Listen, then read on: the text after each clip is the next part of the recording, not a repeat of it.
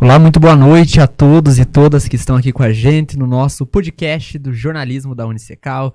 Eu sou acadêmico de jornalismo aqui da Unicecal, João Maciel, e ao meu lado está aqui a minha colega Letícia Antunes. Muito boa noite, Letícia. Boa noite, João. Boa noite a todos que nos acompanham através das nossas redes sociais.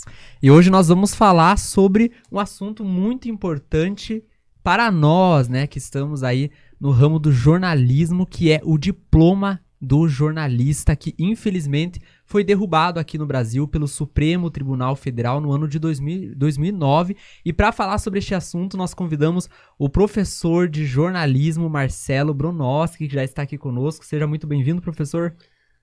Obrigado pelo convite, João, Letícia. É um prazer estar aqui conversando com vocês, com a audiência, com as redes sociais do podcast Unicecal, a respeito de um assunto importantíssimo para a gente e para toda a sociedade. Então, professor, para a gente já iniciar, né, a nossa conversa, eu gostaria de saber por que a obrigatoriedade do diploma do jornalista foi derrubado, né, pelo STF. Qual foi o motivo? Na realidade, foi a ação no STF, que culminou com a decisão do plenário em 2009, ela começa muito antes com uma provocação de algumas emissoras, algumas empresas jornalísticas de São Paulo, como a Rádio Eldorado, o Estado de São Paulo, o jornal Estado de São Paulo, junto ao Ministério Público, argumentando que o diploma feria a Constituição Federal no âmbito de que restringia a liberdade de expressão, considerando que a atividade impossibilitava qualquer uma de poder atuar no jornalismo. Essa ação tramitou no Ministério Público de São Paulo, ela teve ganho de causa às empresas, depois, como recurso, a FENAGE, junto com o Sindicato de Jornalistas de São Paulo, entraram com recurso no Tribunal Regional de São Paulo, né, e ganharam. E aí, por óbvio, como manda o sistema judiciário, foi ao STF, ficou tramitando. Isso eu acho que começou por volta de 2002, 2004, daí tramitou até 2009, que entrou no plenário e por maioria, os ministros à época seguiram a orientação e desregulamentaram a atividade jornalística, no sentido de que ela não precisaria mais de diploma de nível superior para ser realizada. Então, desde então, essa decisão, acaba vigindo. Na mesma decisão, também regulamentaram a lei de imprensa, né, redefiniram a lei de imprensa, derrubaram a lei de imprensa de forma geral e mantiveram as ações contra a honra, aquilo que prevê o Código Penal e o Código de Processo Penal, calúnia, injúria e difamação. Mas também derrubaram a lei de imprensa, que também dava aquela regulamentação em relação ao direito de resposta, né? Tipo, estava na lei de imprensa, né? Que, caso decidido, a pessoa que se sente agredida pode recorrer e ter o direito de resposta. Também caiu. Então, os argumentos, João e Letícia, foram vários, mas o principal era que de que o diploma restringia a liberdade de expressão. E portanto, qualquer um poderia, nesse caso, deveria ter o direito, nesse caso, de poder se manifestar jornalisticamente, se manifestar nos meios de comunicação. Mas é curioso, né, que o diploma nunca, mesmo quando regulamentado, até 2009, ele nunca restringiu qualquer pessoa de se manifestar nos meios de comunicação.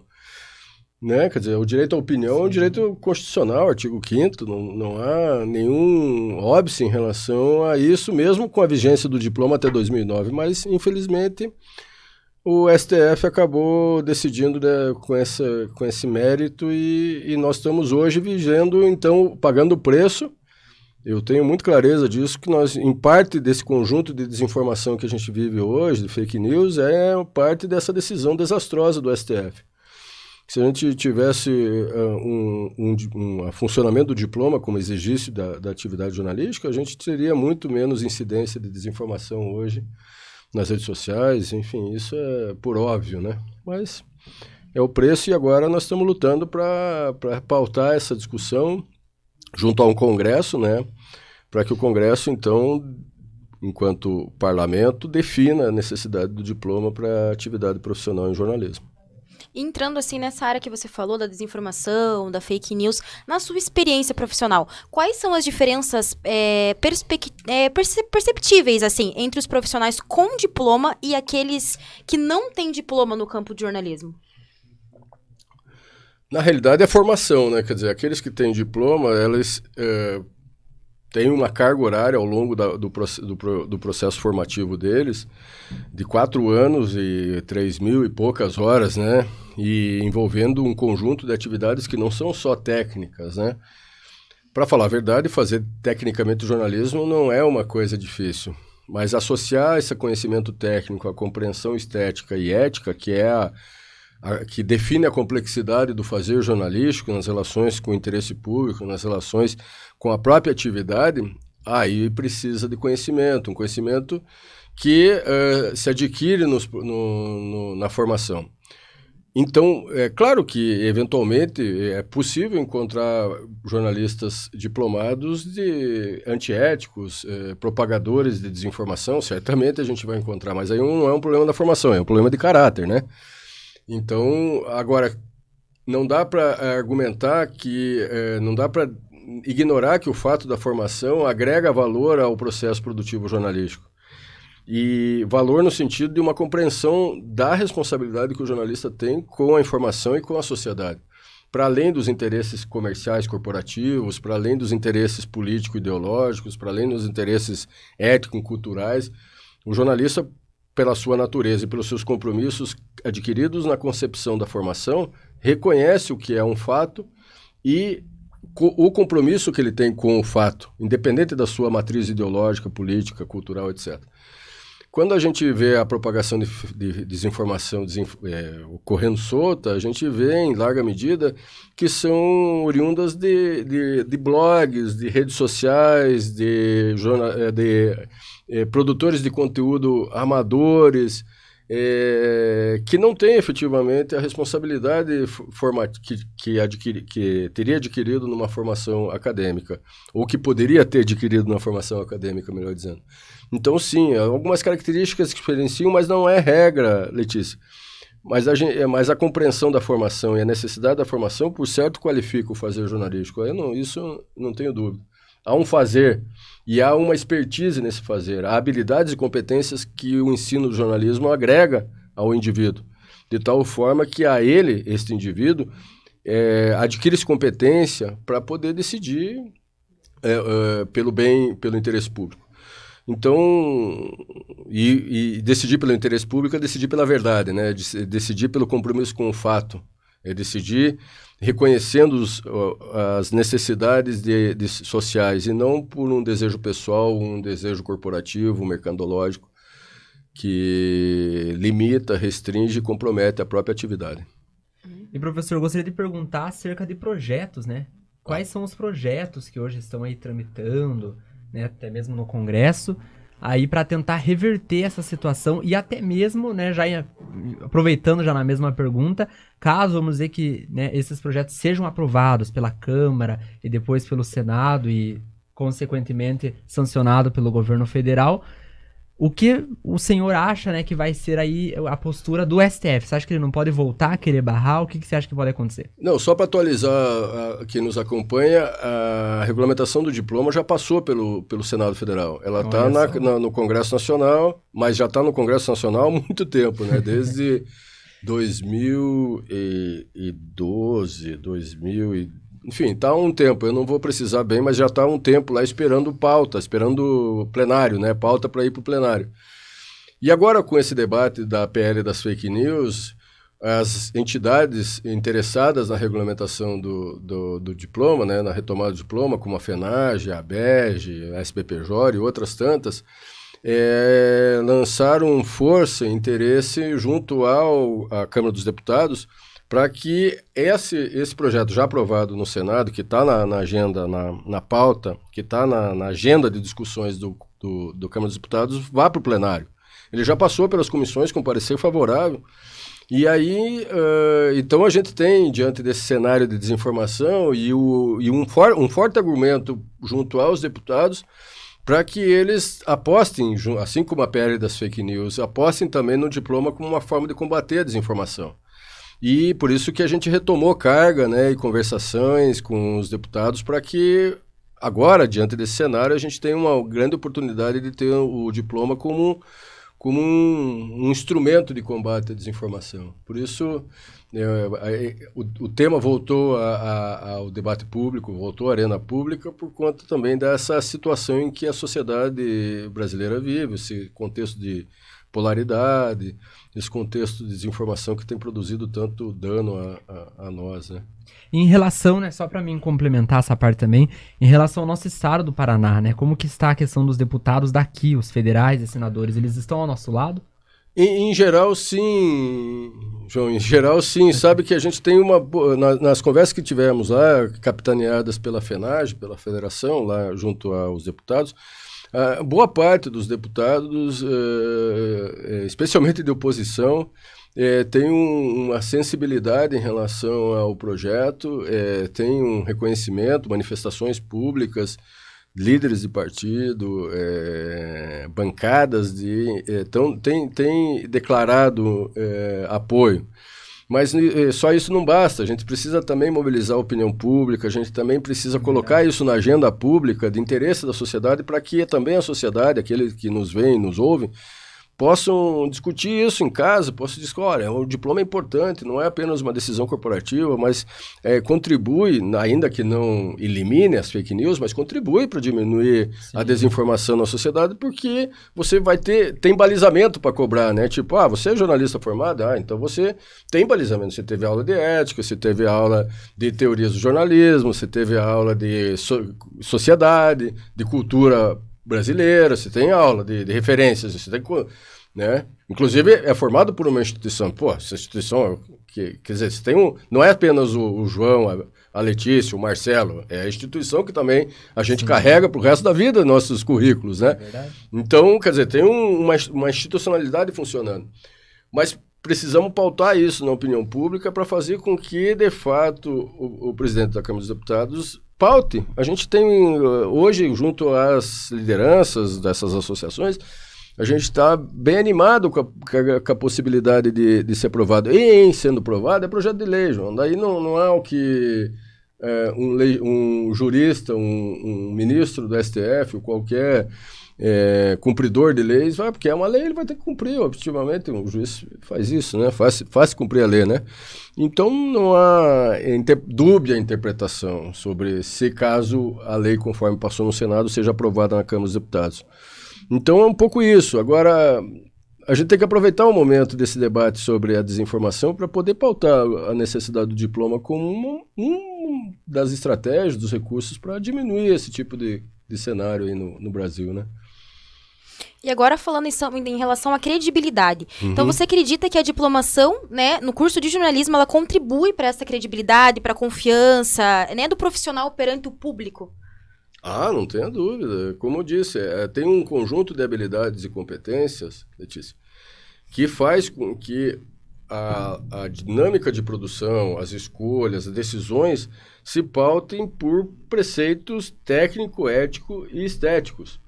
Ou seja, tem uma dinâmica de reconhecimento do que é informação noticiosa, do modo como que essa informação deve se transformar em notícia, as responsabilidades sobre os efeitos, os impactos. A gente tem todo esse debate na formação jornalística.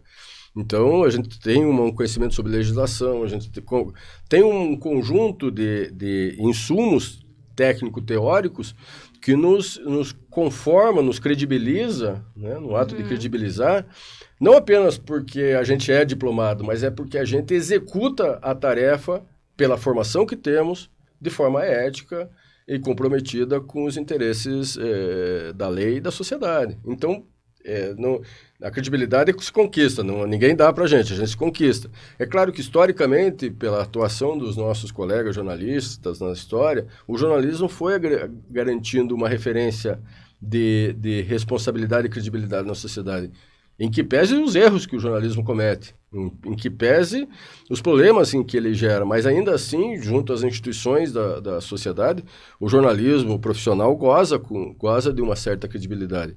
E essa credibilidade é dada pelo fazer cotidiano. né, pelas responsabilidades e pela formação que os jornalistas têm. E, reitero, não significa que uma pessoa que não jornalista não seja uma pessoa ética, honesta, responsável. Mas o jornalismo tem competência e habilidades, tem uma ética específica. Não é ética ao contrário do Cláudio Abramo, não é, né? Não é uma ética do cidadão. O jornalista tem uma ética própria, tem uma ética que está balizada sobre uma atividade profissional. Né? Tanto é que nem se o jornalista, quando atua como jornalista ou como atua como pai, né? Claro que ambos são éticos, mas são características do fazer de atividade profissional que modela a atividade jornalística. O sujeito é pai, logo que ele é ético, honesto, enfim, pagador de contas, etc. Só que para a atividade jornalística tem que ter habilidades e competências, tem que ter uma ética própria. Propriedade para falar sobre o assunto, pois né? Não.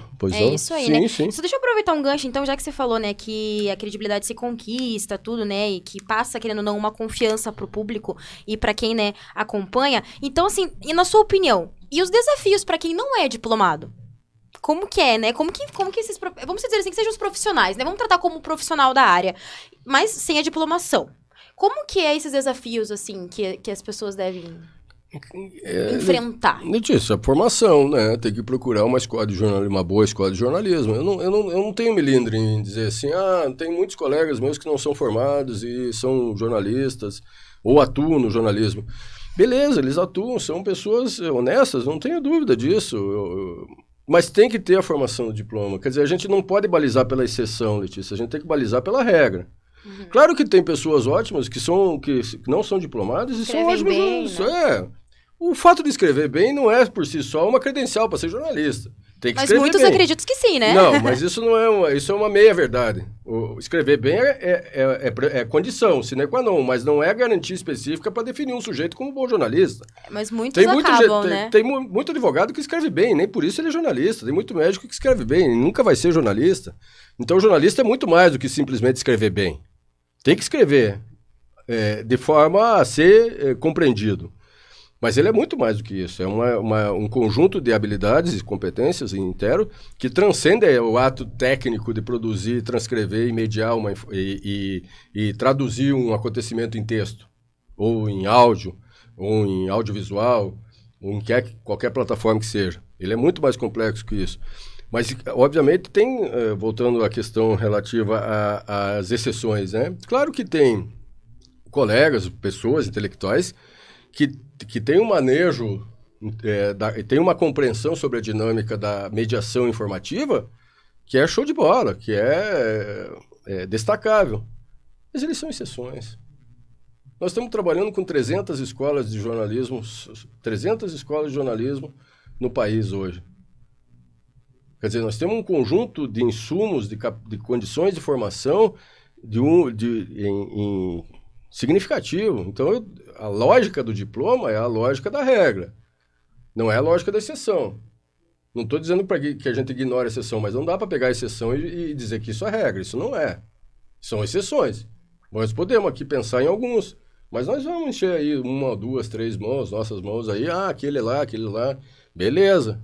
Mas nós não estamos falando em exceção, nós estamos falando em regra. A regra é estabelecer um padrão de formação mínimo, chancelado, credenciado e reconhecido por um certificado, que é o diploma, e que confere a este conjunto, a esses sujeitos, passado por uma carga horária, passado por uma escola, por uma instituição, a condição de exercer uma atividade profissional, assim como tem engenheiro, assim como tem advogados. Eu conheço um conjunto de pessoas que entendem de leis, mas, claro, tem um campo profissional jurídico consolidado, forte, diferente do jornalismo, que exige que ele passe pelo exame da OAB para poder atuar na advocacia. O campo do jornalismo, o jornalismo enquanto profissão, não tem essa solidez e essa consistência como o campo jurídico constitui, assim como o campo médico, o campo das engenharias, por CREA, né? Mas o diploma vem nessa direção. Se a gente estabelece o diploma, a gente tem um passo no reconhecimento. Eu tenho outros interesses pessoais. Precisamos de um Conselho Federal de Jornalismo? Precisamos. Quer dizer, só o diploma vai ajudar, mas não vai resolver. Claro, porque Tem um conjunto de escolas picaretas por aí, tem um conjunto de pessoas que se têm diploma que são picaretas. É verdade, ninguém é hipócrita dizer, não, tem. Claro que tem. Mas o diploma no limite do credenciamento, do reconhecimento, é um movimento no sentido de diminuir isso. Claro que não vai acabar. Na realidade, isso é um esforço do conhecimento, da consciência social. Né? Tipo, eu não acesso o feed de fake news. Eu vou estrangular o algoritmo, vou estrangular a Big Tech, eu vou estrangular a plataforma, num ponto de vista de não acessar, porque eu não vou dar clique, hates, para notícias que procuram pelo ódio. Eu não vou fazer isso. Quer dizer, tem uma consciência social e pública e coletiva que a gente precisa ter. No âmbito da ação específica do diploma, que é o tema da nossa conversa, é um movimento, é um fato que eu entendo importante, mas não é a solução. E nunca vai ter uma solução definitiva, né? O outro ato importante que se pudéssemos ter no sentido de diminuir as fake news é o Conselho Federal de Jornalistas, que seria uma entidade que definiria as regras para a entrada no campo, na área, não só o diploma. O campo jurídico define um exame, né? O campo jurídico diz, o campo médico atua muito forte no credenciamento de universidades e na fiscalização, no reconhecimento de universidades. Lá, além deles terem exames periódicos de fiscalização de qualidade.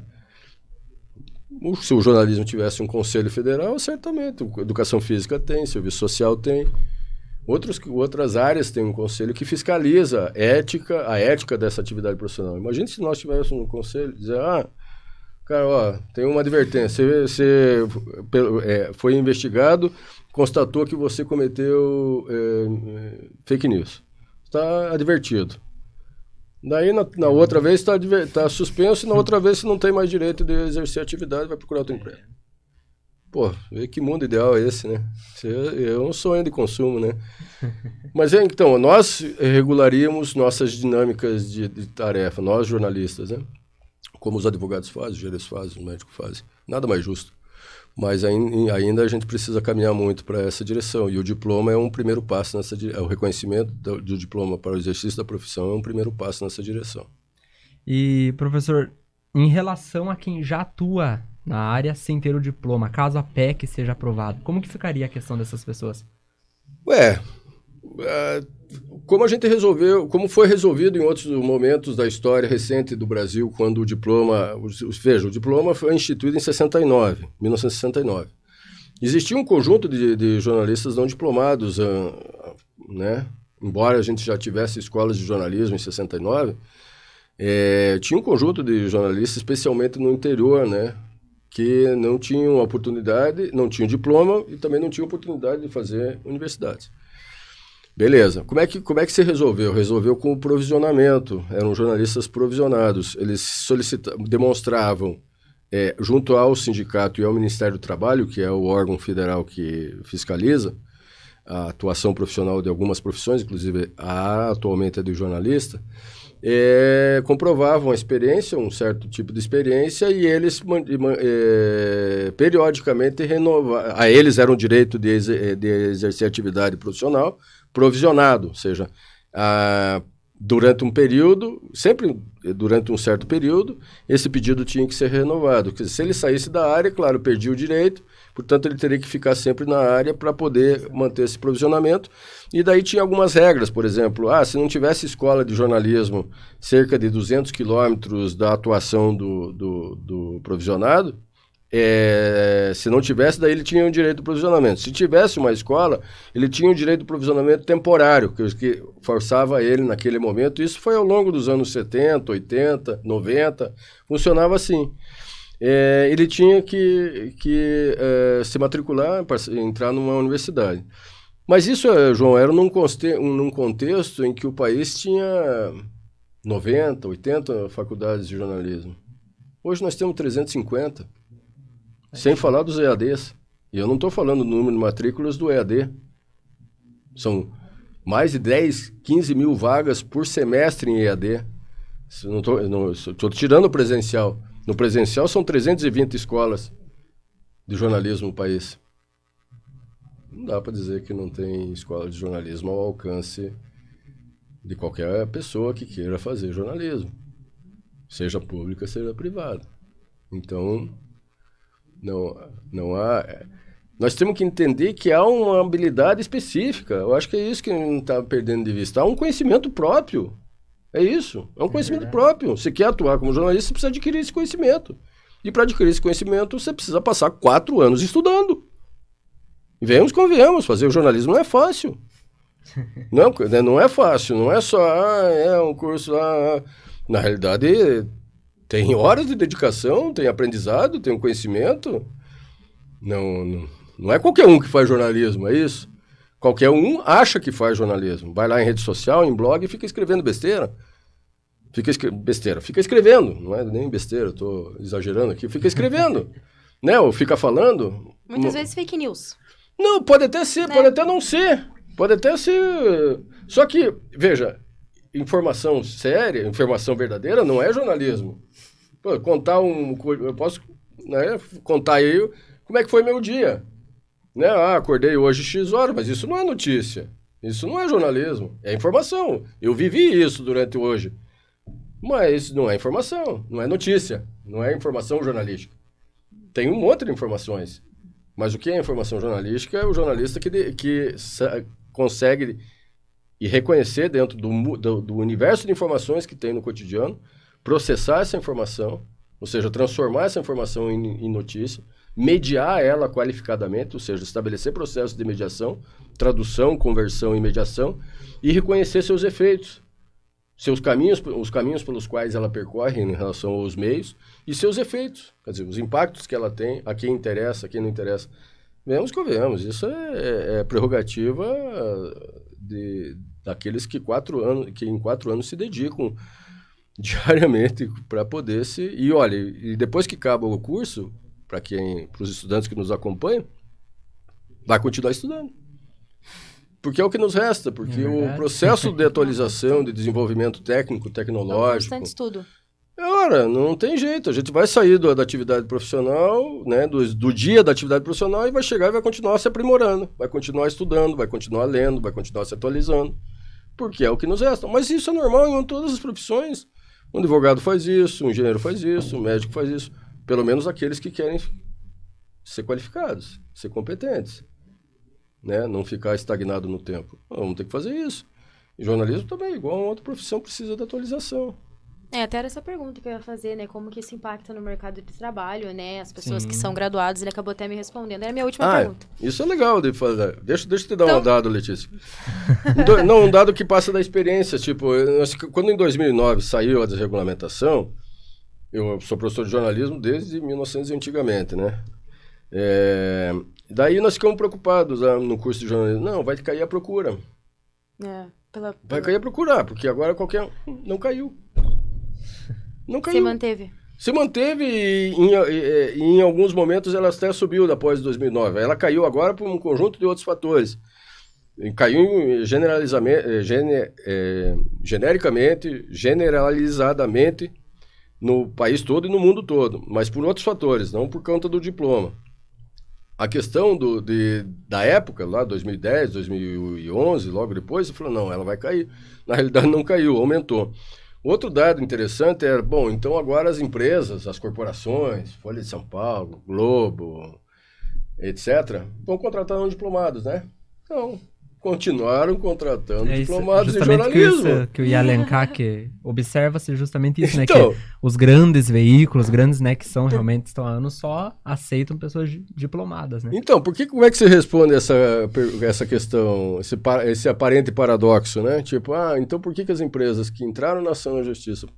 Cara, tem múltiplos interesses. Deram um tiro no pé, porque mesmo com a retirada do diploma, segundo dados do perfil do jornalista brasileiro, uma pesquisa conduzida pela UFSC, com todos os jornalistas, 95,8% das pessoas que atuam no jornalismo têm diploma em jornalismo. 95%. Então você tem aí 5%, mais ou menos, um pouco mais, um pouco menos, vamos dar uma margem de erro possível aqui, que atuam no jornalismo que não tem diploma. Quer dizer, significa o quê? Muito pouco no âmbito geral dos dezenas e dezenas de milhares de jornalistas que atuam no mercado profissional. Então, na época, também as empresas, a Globo continuou exigindo diploma em jornalismo. A Folha de São Paulo, um baluarte que ela continua exigindo diploma ou diploma em jornalismo, diploma em nível superior ou diploma em jornalismo. E os seus quadros, os quadros de redação são diplomados de jornalismo, a grande maioria. Então, veja que o mercado também dá o tom da necessidade de que o diploma apareça, se realize como um dado concreto, porque não só referenda a atividade profissional, como que aquela que é diplomada, mas também reconhece uma dinâmica de mercado, que reconhece a atividade e a competência das faculdades, em geral, para a contratação de jornalistas, para a formação e contratação de jornalistas profissionais formados. Então, veja, é curioso isso, mas funcionou assim, né? Ficamos, agora vai cair o número de procura por vestibular. Nada, aumentou. Não, as empresas vão continuar contratando, vão contratar agora não diplomados em jornalismo. Não, continuaram contratando. Então, tem uma realidade que atravessa o projeto ideológico de algumas corporações aí que quiseram argumentar que o diploma feria a liberdade de expressão, o que é surreal, né? Para não dizer esquizofrênico, né? Você tem mais alguma pergunta, João? Aqui foi as perguntas. Por causa do... Então tá. Então, nós queremos agradecer, né, professor, né, tua disponibilidade de ter vindo aqui na faculdade, dizer que o nosso podcast, né, a faculdade está de portas abertas quando você quiser retornar. Inclusive com as atualizações, né, da PEC. Perfeito. Para estar trazendo aqui. Nós vamos ter várias ações, só para atualizar quem nos acompanha. Nós vamos ter algumas intervenções junto à Câmara dos Deputados nas próximas semanas e meses, no sentido de reforçar os pedidos aos deputados e às deputadas, né? Vamos ter algumas agendas com a bancada do governo, né? Com alguns deputados que são líderes do governo, representantes importantes ali no Congresso, para que também a gente abra alguns canais de negociação e paute isso, né? Então, nós estamos assim, com muita esperança de que, ao pautar, entrar no plenário, nos termos que foi aprovado no Senado, sem muitas emendas ou ajustes, ela passa e vai ser um passo importante na luta contra a desinformação. Então é isso aí, né, João? Queremos agradecer a todos que nos acompanharam nesta segunda-feira. E na próxima, nesse mesmo horário, tem também o nosso podcast de novo, né, João? Com outro certeza, convidado. Estaremos aqui. Muito obrigado, professor. Obrigado a todos também.